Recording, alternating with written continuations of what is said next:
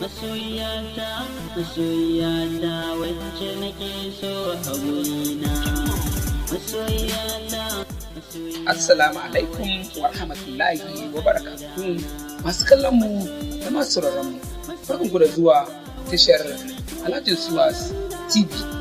Idan wannan farkon zuwan ku ne wannan tasha mai albarka, to ku danna mana subscribe da like, sannan ku danna kararrawa domin samun sakonnin sabon ayyukanmu a kowane lokaci da muka saki.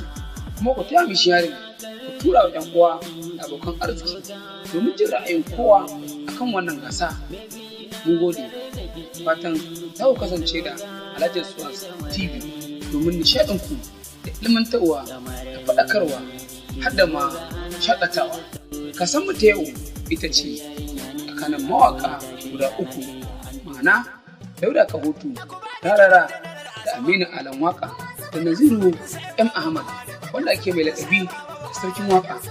To, yau ne za mu tantance sarkin ne ko ba sarki ba ne? Shin waye fi cancanta ya zama sarki a cikinsu? Waye fi cancanta? Yau dai gashi nan masoya kowa sai ya fito a tantance, a gane gwani kuma a gane sarki.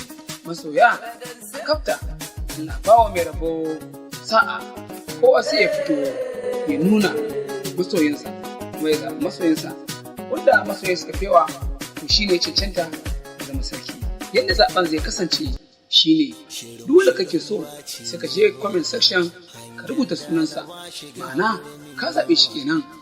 To Allah bawa mai rabo sa'a.